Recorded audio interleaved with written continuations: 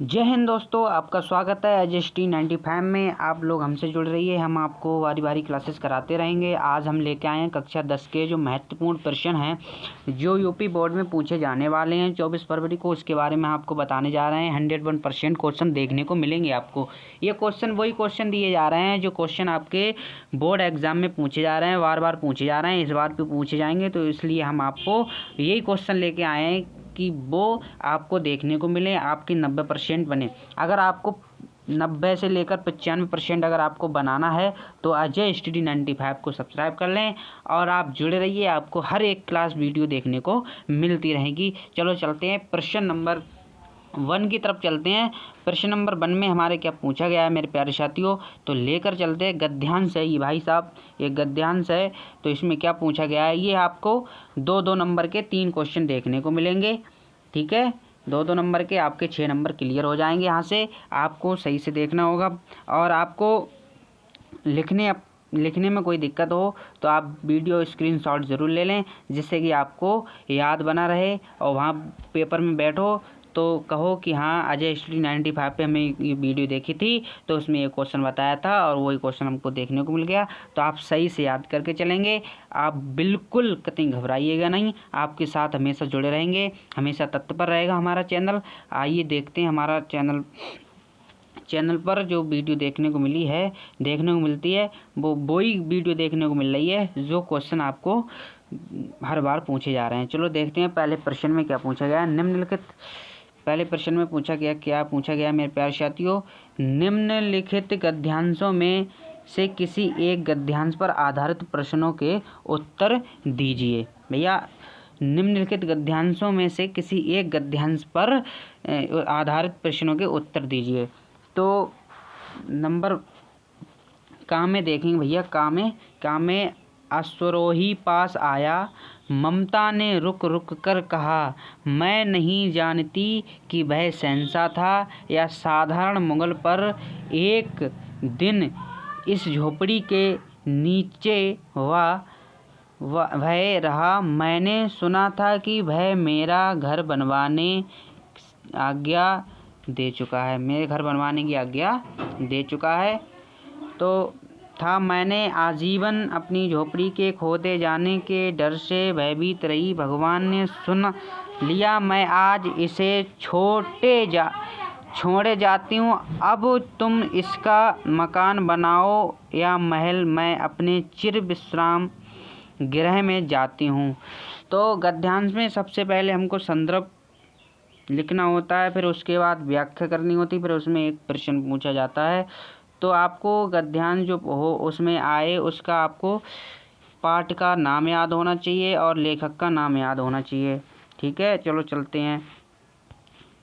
पहला प्रश्न हम करेंगे संदर्भ है प्रस्तुत गद्यांश हमारी पाठ्य पुस्तक हिंदी के गद्य खंड में संकलित ममता नामक कहानी से लिया गया। इसके लेखक जयशंकर प्रसाद जी हैं। इसके लेखक कौन है? जयशंकर प्रसाद जी इसके लेखक हैं। ये ममता नामक पाठ से लिया गया है। ठीक है, ये ऐसे करके आपको संदर्भ लिखना होगा। ठीक है, अब व्याख्या करनी होगी। व्याख्या में क्या बताया गया है? प्रस्तुत गद्यांश में लेखक जयशंकर प्रसाद जी कहते हैं, जब घुड़सवार ममता के पास आकर रुका तो ममता ने उस घुड़सवार से बताया कि यह मैं नहीं जानती हूँ कि वह व्यक्ति कौन था, लेकिन मैंने सुना था कि वह व्यक्ति अपने अधिकारियों को यह आदेश दे रहा था कि झोपड़ी को तोड़कर एक अच्छा सा मकान बनवा दिया जाए। मैंने जिस दिन से ये बात सुनी थी तब से अपनी झोपड़ी के टूटने के डर से भयभीत रही। जिस झोपड़ी में मैंने अपने जीवन के इतने बरस गुजारे हैं वह ना जाने कब टूट जाएगी और मैं बेघर हो जाऊंगी। किंतु ईश्वर ने मेरी प्रार्थना सुन ली और जब मेरी झोपड़ी सुरक्षित रही, अब जबकि मेरी मृत्यु निकट है और मैं अपनी झोपड़ी छोड़कर ईश्वर की शरण जा रही हूँ, तब यहाँ चाहे मकान बनाओ या महल बनाओ। ये आपकी व्याख्या हो गई। इसकी आपको व्याख्या करने में कोई दिक्कत नहीं हो, विस्तार से आपको लिख देना है और उसमें आपको सही से आपको गद्यांश पढ़ लेना है कि गद्यांश पूछ क्या रहा है, सही है, तो फिर आपको लिखने में कोई दिक्कत नहीं होगी। प्रश्न नंबर 3 में क्या पूछा गया है, ममता के आजीवन भयभीत रहने का क्या कारण था, रहने का क्या कारण था। तो आपको इसमें ये प्रश्न का उत्तर ढूंढ लेना है इसमें, सही है। ममता आजीवन अपनी झोपड़ी के खो दे जाने के भयभीत रही भैया, ठीक है। इसका कहाँ पे आपको देखना है इसमें, ये आपको देख लेना है, ये यहाँ पे मिल गया भैया, ये है आजीवन अपनी झोपड़ी के खो दे जाने के डर से भयभीत रही। इसमें ममता को अपनी तरफ से जोड़ देना, ठीक है। ये रहा आजीवन, ठीक है, ये आपको मिल गया इतना, ठीक है। ऐसे करके आपको क्वेश्चन देख लेना है इसमें, ठीक है। अगले प्रश्न, अगर आपको ये नहीं करना या आपको ये याद नहीं है तो आपके लिए अथवा में भी वहाँ देखने को मिलेगा, तो दूसरा कर देना। अगर आपको दूसरा याद हो तो आपको दूसरा कर देना, ठीक है।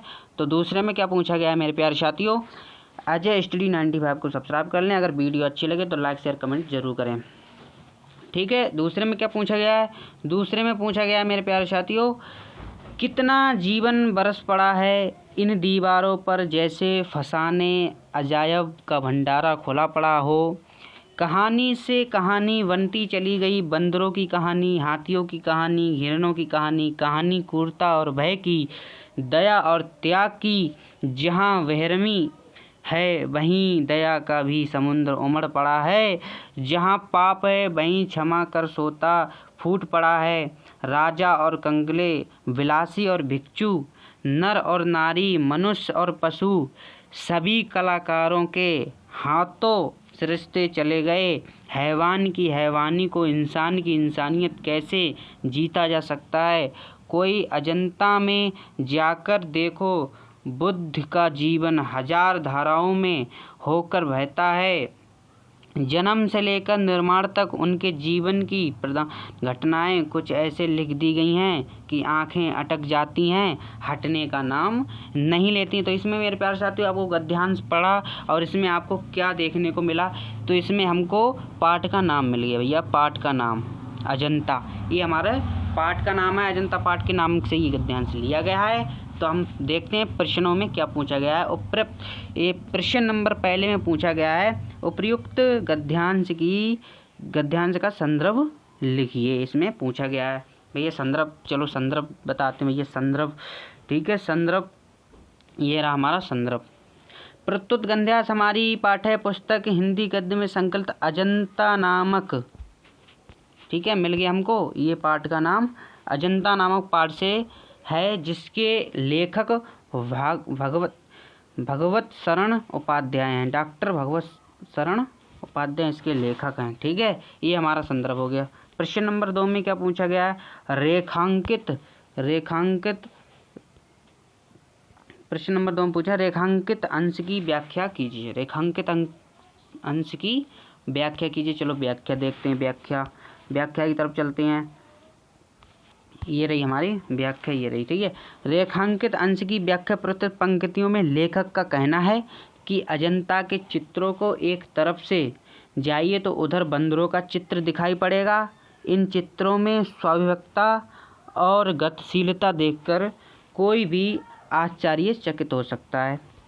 अगले चित्र में दिखाई पड़ता है कि कमलों से भरे तालाब में विहार करता हुआ गजराज कमल डंडों को तोड़ तोड़कर हथनियों को दे रहा, में प्यालों के सिलसिले चल रहे हैं। अगले चित्र में बीमार रानी दम घुट रहा है, भय मृत्यु के निकट है। इस तरह हम अजंता के चित्रों को विविधता का दर्शन करते हैं।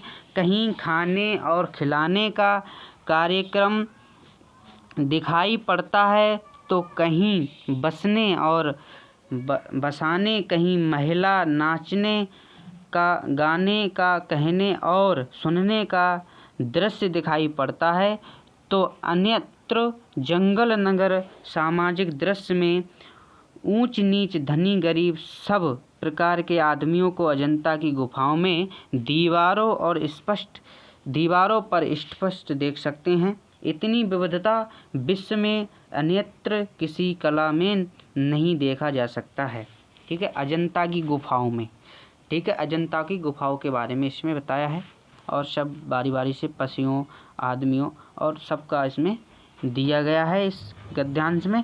तो इसमें गद्यांश व्याख्या ऐसे करेंगे, इसको आप ध्यान से पढ़ लेंगे गद्यांश इसमें पूछा क्या गया है, ठीक है। तो प्रश्न नंबर 3 में क्या पूछा गया है, कलाकारों के हाथों से क्या क्या सृजते चले गए। कलाकारों के हाथों से क्या क्या सृजते चले गए, ये हमारा इसमें पूछा गया है। तो इसमें पूछा गया है, तो चलो देखते हैं भैया इसका उत्तर ये रहा, राजा और कंगले विलासी और भिक्षु, नर और नारी, मनुष्य, पशु, सभी कलाकारों के हाथ सृजते चले गए, ये इसका आंसर होगा, ठीक है। आपको इसमें ढूंढना है, ये ढूंढना है। यहाँ पे चलते हैं गद्यांश में, गद्यांश में आपको यहाँ पे देखने को मिलेगा ये।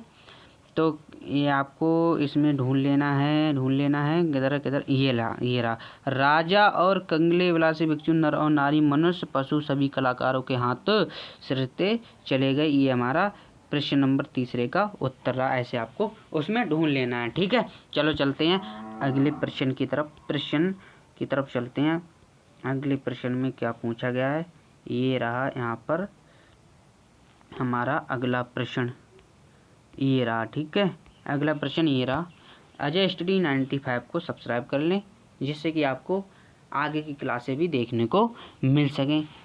ये भैया इसमें व्याख्या नहीं करनी होती है, ये पद्यांश है हमारे भैया, पद्यांश, ठीक है। अब आगे हमने आपको गद्यांश के बारे में बता दिया, अब बात करते हैं पद्यांश के बारे में, ठीक है। इसमें आपको एक प्रश्न 2 नंबर का देखने को मिलेगा, एक प्रश्न 3 नंबर का देखने को मिलेगा, कुल मिला के 6 नंबर का ये भी है, ठीक है। ये आपको याद कर लेना है, ठीक है। अच्छे से पढ़ते हुए चलेंगे, अगर लिखने में कोई दिक्कत हो रही हो तो स्क्रीनशॉट जरूर ले लेंगे जिससे कि आपको रिवाइज करने में कोई दिक्कत ना हो। और अजय स्टडी 95 को सब्सक्राइब कर लें जो भी नया जुड़ा हो, और वीडियो अच्छी लगे तो लाइक कमेंट शेयर जरूर करें, ठीक है। प्रश्न नंबर 2 में क्या पूछा गया है, निम्नलिखित में से किसी एक पद्यांश पर आधारित प्रश्नों के उत्तर दीजिए। ये पद्यांश पर आधारित प्रश्नों के उत्तर दीजिए। तो का में पूछा गया है, पूर ते निकासी रघुबीर भगु धीरे धीरे, दे मग में डग है, झलकी भरी भाल कनी जल की पुट सुकी, गया मधुराधर बय, फिर बुझती है चलो अब, केतिक प्रण कूटि कहियो कित, तिये की लखी अतुरता, पिए की अखियाँ अति चारू चली जल चाओ। तो प्रश्न नंबर भैया 3 ये भी आपको ध्यान से पढ़ लेना है। इसमें भैया संदर्भ करना होता है आपको, लेखक का नाम और पाठ का नाम आपको लिखना होता है इसमें, तो आपको ध्यान से पढ़ना है पद्यांश। आप जब पढ़ेंगे तो आपको खुद समझ में आ जाएगा कि हमको करना क्या है, ठीक है। आप बढ़िया करके ध्यान फोकस इसी पर रखेंगे, आप इधर उधर फोकस ना करें, सिर्फ क्लास पे फोकस रखें, पढ़ते टाइम ध्यान से पढ़िए जिससे कि आपको कोई दिक्कत ना हो।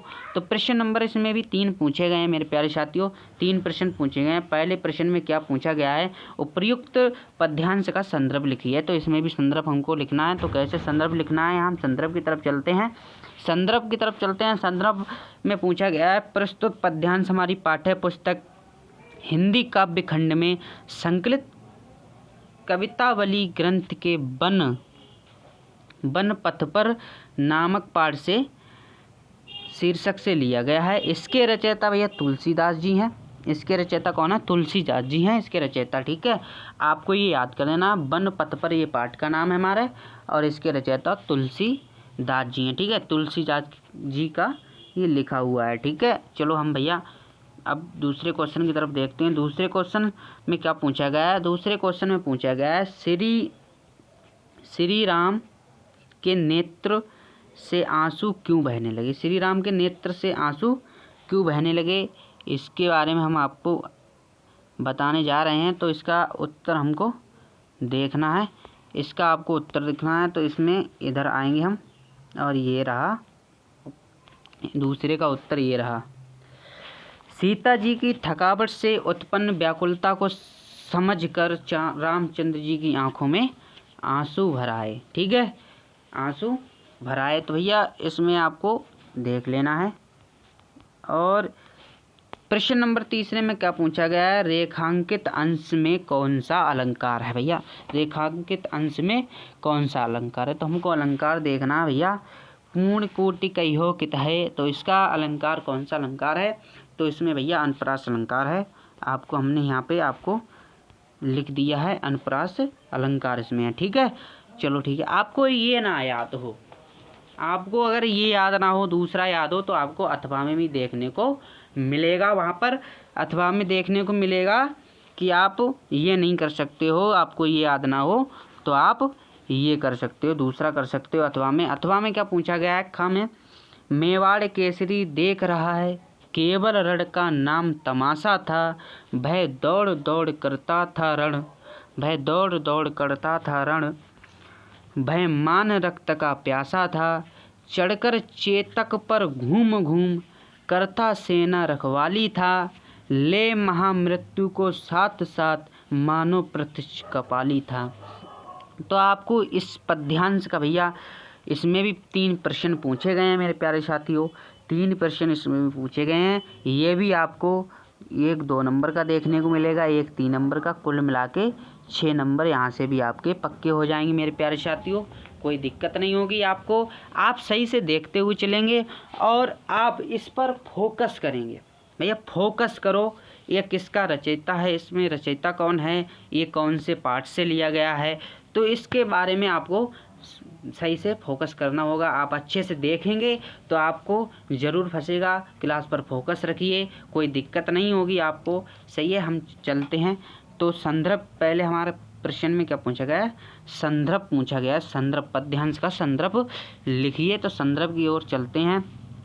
संदर्भ मेरा भैया ये देखने को मिल रहा है, संदर्भ में क्या पूछा, प्रस्तुत पद्यांश हमारी पाठ्य पुस्तक हिंदी काव्य खंड में संकलित कविता, ये भाई साहब हल्दी घाटी से लिया से अवतरित है। इसके रचयिता श्री श्याम नारायण पांडे जी हैं।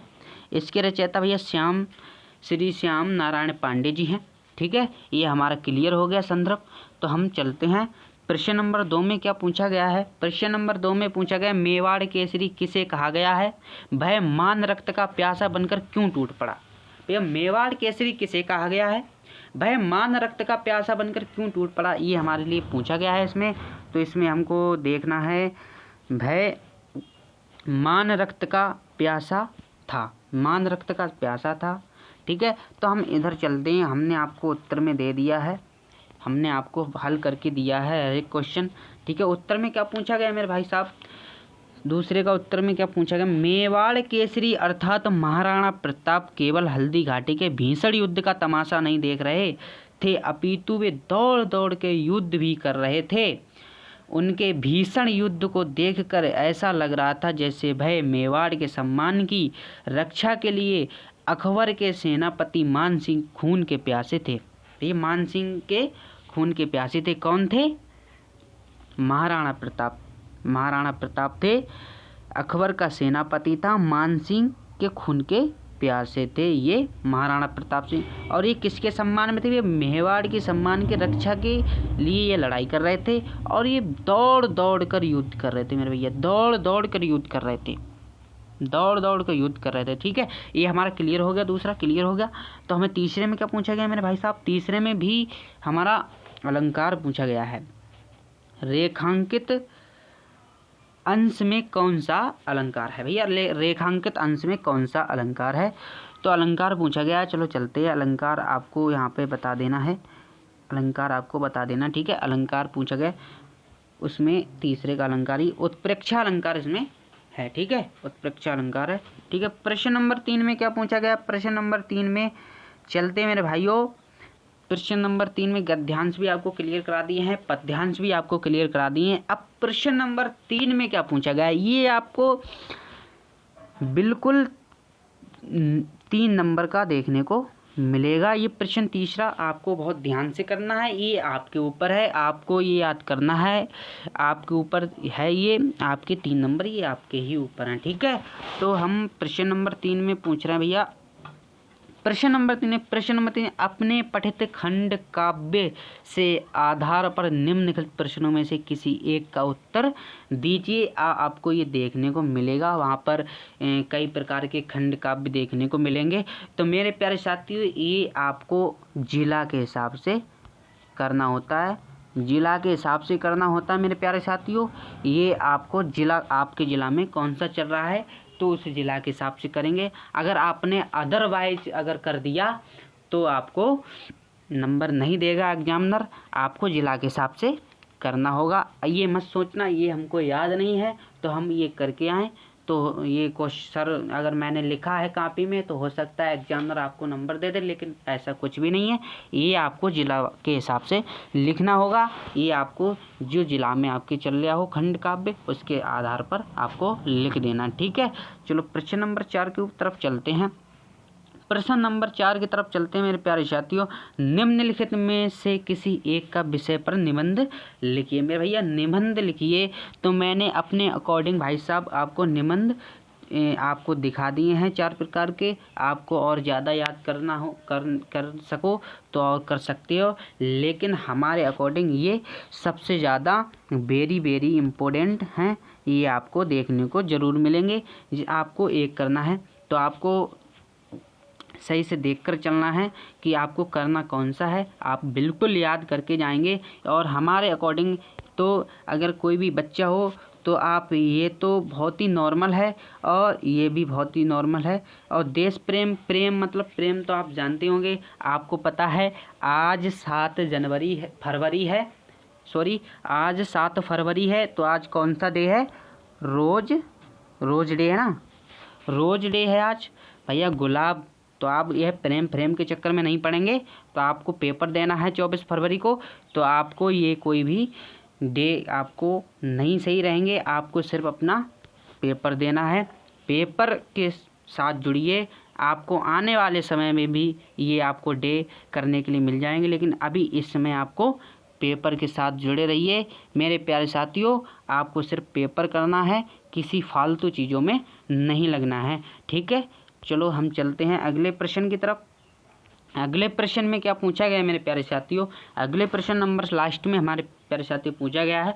प्रश्न 5 में पूछा गया है, रेलवे के महाप्रबंधक को एक शिकायती पत्र लिखिए जिसमें टिकट निरीक्षक द्वारा किए गए अभद्र व्यवहार का उल्लेख हो। भैया इसमें रेलवे महाप्रबंधक को एक शिकायती पत्र आपको लिखना होगा जिसमें आपके संग टीटी को जानते होंगे भैया, टीटी के द्वारा आपको जो अभद्र व्यवहार आपसे करे तो उसके बारे में आपको एप्लीकेशन देनी होगी।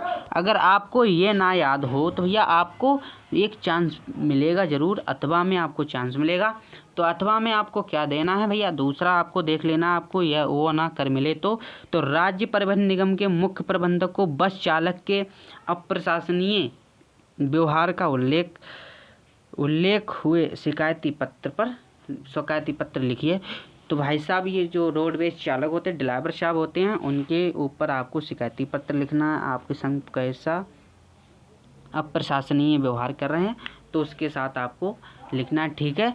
आप जुड़े रहिए अजय स्टडी 95 से, आपको देखने को मिलती रहेगी वेरी इम्पोर्टेंट क्वेश्चन है ये जो आपको देखने को मिलते रहेंगे, कोई भी टेंशन ना हो। और जो ग्रुप डी रेलवे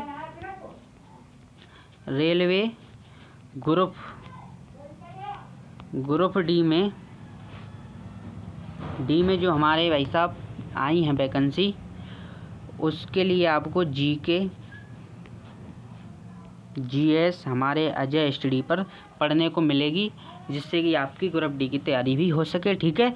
आप जुड़े रहिए अजय स्टडी 95 में, आपको वारी क्लासेस देखने को मिलती रहेंगी। कोई भी अगर प्रश्न कोई भी गलत हो गया हो तो उसको कमेंट में बता दें, उसका सोल्यूशन किया जाएगा मेरे प्यारे साथियों। हर पेपर का सोल्यूशन दिया जाएगा मेरे प्यारे साथियों अजय स्टडी 95 पर। तो आप जुड़े रहिए अजय स्टडी 95 से। आपका स्वागत है अजय स्टडी 95 में। आपको कोई दिक्कत हो तो आप तुरंत कमेंट करेंगे कि ये क्वेश्चन गलत हो गया है, इसका सुधार तुरंत किया जाएगा, ठीक है। तो आज के लिए बस इतना ही। अब अगली क्लासेस में आपको देखने को मिलेगा इंटरमीडिएट क्लास में देखने को मिलेगा और हाई स्कूल क्लास में देखने को मिलेगा, विज्ञान का पेपर भी देखने को मिलेगा। ठीक है, तो उसके बारे में आपको बता दिया जाएगा कौन कौन से प्रश्न आएंगे, कौन कौन से प्रश्न आ सकते हैं इस बार। तो उसके हिसाब आपको वही क्वेश्चन आपको पेपर मैं दिखाने जा रहा हूँ। और वायरल पेपर दिखाता हूँ हर बार में, लेकिन लिखता हूँ मैं अपने हिसाब से लिखता हूँ, लेकिन अपने आप खुद पेपर बनाता हूँ। लेकिन प्रश्न आते हैं वो पेपर के प्रश्न होते हैं, जो इस बार आने वाले प्रश्न हैं उसी प्रश्न आपके पास रखता हूँ। तो ठीक है, आज के लिए बस इतना ही। जय हिंद दोस्तों, नमस्कार। आप जुड़े रहिए अजय स्टडी 95 से। जय हिंद, जय भारत।